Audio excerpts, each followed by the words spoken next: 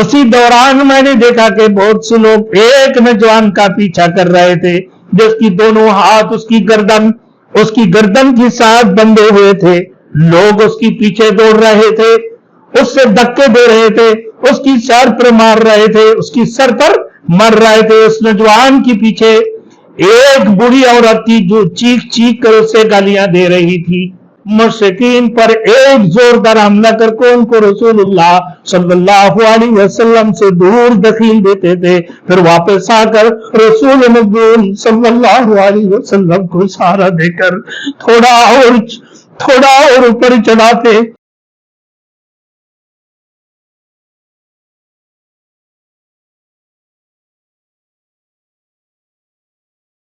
Thanks for watching. Don't forget to like, comment, share and subscribe to Maulana Habibullah Ruhani Official. پھر اسلام کی خاطر کیا تکلیفیں برداشت کی, کیا ذلیل و خوار ہوتے رہے میرے دوستوں. لوگوں نے ان کو لعن طعن کرتے رہے. قریش نوجوان کی قبول اسلام کی خبر سن کر اس کی خاندان کے لوگ سکتے میں بڑھ گئے جیسے ان کو پر بجلی گر پڑے ہو. خصوصاً ان کی ماں کو اس واقعہ سے زبردست صدمہ پہنچا. وہ غم سے نڈال ہو گئی تھی, کیونکہ انہیں امید تھی کہ وہ اپنے بلند اخلاق اور بہترین عادات کی بنا پر ان کا بیٹا ایک دن اپنے قبیلے کا سردار بنے گا.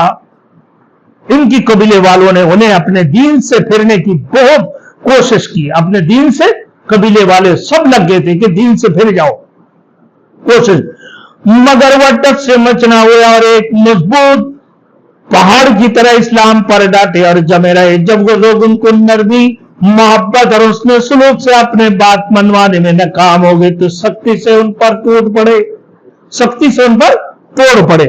مسعود بن خراش رضی اللہ تعالیٰ عنہ بیان کرتے ہیں کہ ایک روز میں نے صفا مروہ کے درمیان سعی کر رہا تھا. صفا اور مروہ کے درمیان سعی کر رہا تھا. اسی دوران میں نے دیکھا کہ بہت سے لوگ ایک نوجوان کا پیچھا کر رہے تھے جس کی دونوں ہاتھ اس کی گردن کے ساتھ بندھے ہوئے تھے. لوگ اس کے پیچھے دوڑ رہے تھے, اس سے دھکے دے رہے تھے, اس کی سر پر مار رہے تھے, اس کی سر پر مر رہے تھے. اس نوجوان کے پیچھے ایک بوڑھی عورت تھی جو چیخ چیخ کر اسے گالیاں دے رہی تھی. حضرت طلحہ کو میں نے لوگوں سے پوچھا یہ نوجوان کون ہے, تو انہوں نے بتایا کہ وہ عبید اللہ کا بیٹا طلحہ ہے جس نے اپنے والد اور دادا کی دین کو چھوڑ کر بنی ہاشم کی نوجوان محمد صلی اللہ علیہ وسلم محمد بن عبداللہ کی پیروی اختیار کر لی ہے, بنی ہاشم کی. میں نے پوچھا اور اس کے پیچھے یہ بڑھیا کون ہے, تو انہوں نے کہا یہ اس نوجوان کی ماں کون ہے, صوبہ بنت خضرمی ہے, طلحہ کی والدہ رضی اللہ. زمانہ کی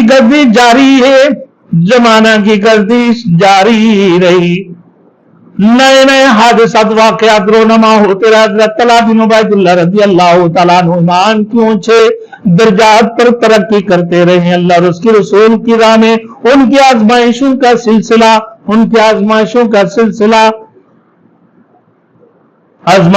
سلسلہ دراز ہوتے رہا, اور اسلام اور مسلمانوں کے ساتھ ان کا احسان اور اس نے سلوک کا دائرہ وسعت اختیار کر لی.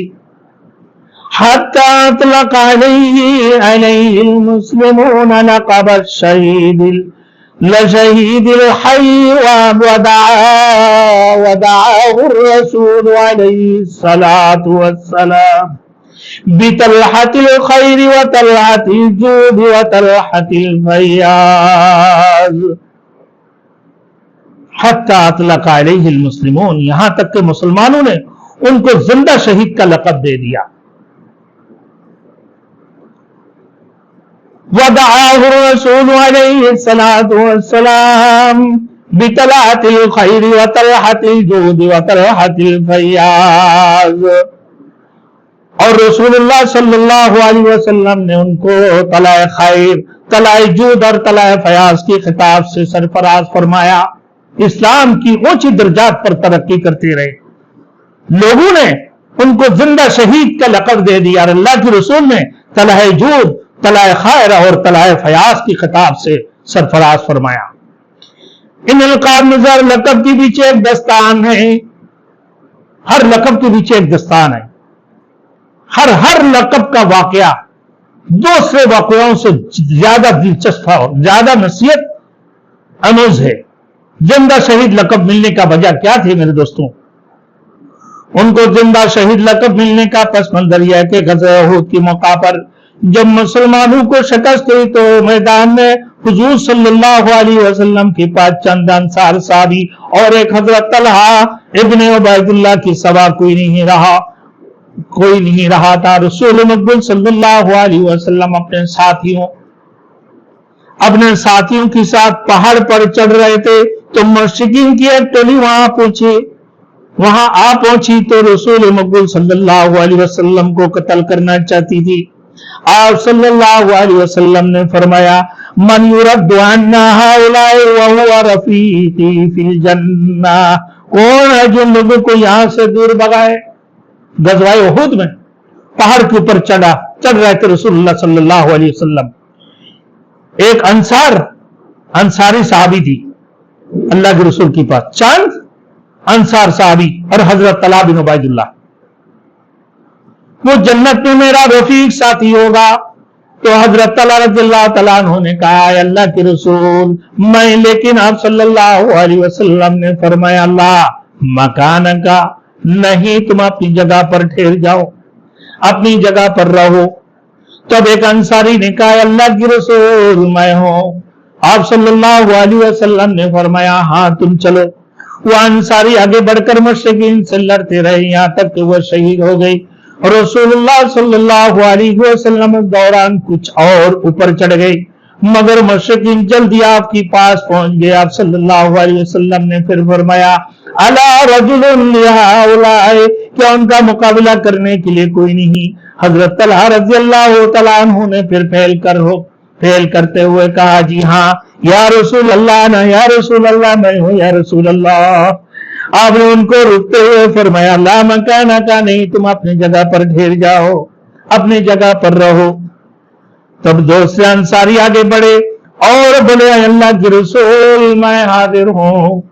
آپ صلی اللہ علیہ وسلم نے ان کو اجازت دی، ہاں تم ان کا مقابلہ کرو۔ تو ان کو آگے آنے نہیں دینا، ان کا مقابلہ کرتے رہو۔ وہ دشمنوں سے قتال کرتے ہوئے یہاں تک وہ بھی شہید ہو گئے۔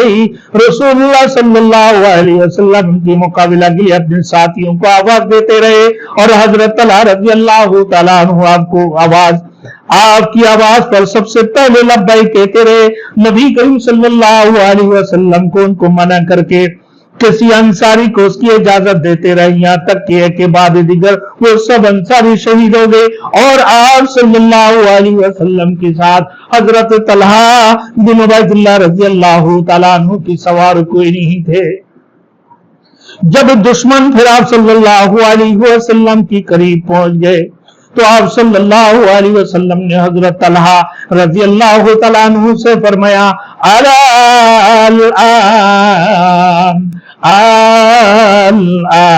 نعم، یہ کہنے لگا کہ آپ تمہارے باری ہے اے طلحہ اب تمہارے باری ہے۔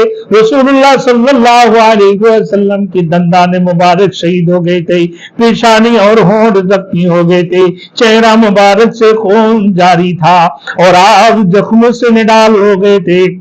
آخر اس موقع پر حضرت طلحہ رضی اللہ تعالیٰ عنہ برابر مشرکین پر ایک زوردار حملہ کر کے ان کو رسول اللہ صلی اللہ علیہ وسلم سے دور دخیل دیتے تھے، پھر واپس آ کر رسول مقبول صلی اللہ علیہ وسلم کو سہارا دے کر تھوڑا اور اوپر چڑھاتے اور زمین پر بٹھا کر نئے سرے سے مشرکین پر دوبارہ حضرت طلحہ حملہ کرتے تھے۔ یہ سلسلہ جاری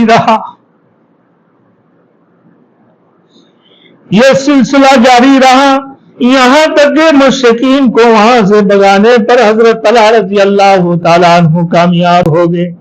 حضرت ابوبکر صدیق رضی اللہ تعالیٰ عنہ کہتے کہ اس وقت میں اور ابو عبیدہ بن جراح رضی اللہ تعالیٰ عنہ سے عبیدہ بن جراح رسول اللہ صلی اللہ علیہ وسلم سے دور تھے. جب ہم آپ صلی اللہ علیہ وسلم کے مدد کے ارادے سے آپ صلی اللہ علیہ وسلم کی قریب پہنچے تو آپ صلی اللہ علیہ وسلم نے فرمایا، آپ صلی اللہ علیہ وسلم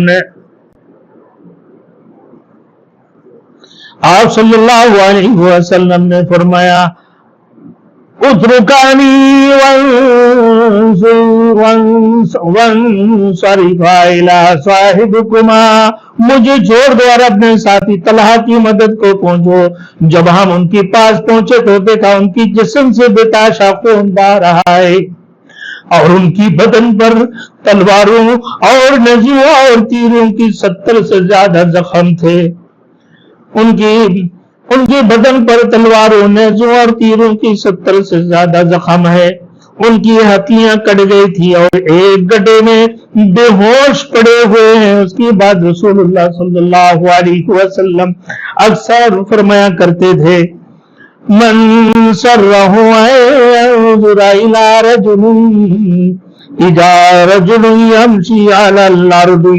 الى رجل يمشي على الارض وقد قضى نابه فلينظر الى طلحة بن عبید اللہ. جو شخص زندہ شہید کو زمین پر چلتا پھرتا دیکھنا چاہتا ہو تو وہ طلحہ بنت زبیر تو طلحہ بنت عبید کو دیکھ لے. حضرت بکر صدیق رضی اللہ تعالیٰ عنہ جب غزوہ احد کا ذکر کرتے تو فرماتے ذالک یوم کل طلحہ، وہ پورے کا پورا دن حضرت طلحہ کا تھا. وہ پورے کے پورا دن یہ طلحہ کا تھا. یہ تھا وہ قصہ جس کی وجہ سے حضرت طلحہ بن عبید اللہ کا لقب زندہ شہید پڑا. طلحہ خیر اور طلحہ جود کے القاب کس لیے دیا لقب؟